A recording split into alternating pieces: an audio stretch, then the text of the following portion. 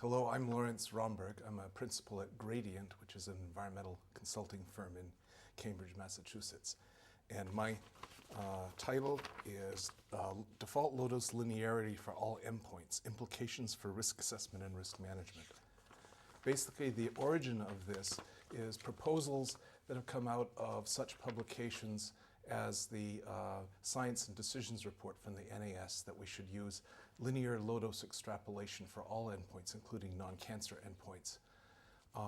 That recommendation comes from the idea that there's an additivity to background effect, that there are background risks in the population, and that slight changes that are induced by a dose in the underlying variables that cause those background risks could induce extra people to be affected, and therefore this would lead to a low-dose linear risk pattern. The motivation for doing this is to try to be able to come up with ways of looking at quantitative risks for different levels of exposure, even for non-cancer agents. While that's a laudable goal, I think there's a real question about whether the particular method that's being proposed here really is a good one. For one, we have a very difficult time measuring what this low-dose linear component is, if it indeed exists. It's an argument for its existence and not for how to measure it. In fact, we don't have good ways for measuring it that wouldn't overestimate it radically in most cases. There's also some real questions about whether the logic that's used for invoking the existence of such things is really that robust. And I talked about those in my full talk on this topic and have some publications coming out on that. The main thrust of my talk was to say, if we were to do this, if we were to choose to do linear low-dose extrapolation for all endpoints, what kind of impacts would we have on risk assessment and risk management questions? I think the impacts would be farther reaching than people have fully appreciated, and I just wanted to trace through what some of those are. For the first thing, as I mentioned, it's very hard to measure these components, and so we would be relegating very high importance to something that we don't really know how to measure the magnitude of from one case to the other.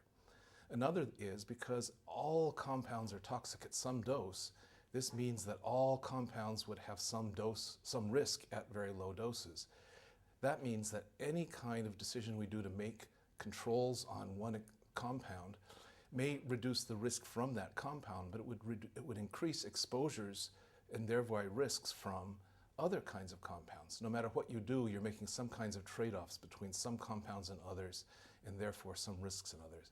If we're doing those kinds of trade-offs, it raises a bunch of issues. For instance, we have equity issues. Some people's risk is being reduced, some person's risk is being reduced at the cost of increasing somebody else's risk of some other kind. And if we know what that trade-off is it a good idea to do? If we don't know what that trade-off is it a good idea to make decisions in the absence of that information? Another problem that we have is that if all effects have this effect of adding to the background levels in populations and thereby adding to risk, there's no real reason for using just the so-called critical effect in non-cancer toxicology, the one that appears at lowest doses in our experiments, and therefore figuring that that protects from everything else. If every endpoint has a risk, then there isn't that protection from everything else, and I don't think that consequences of that have been fully worked through.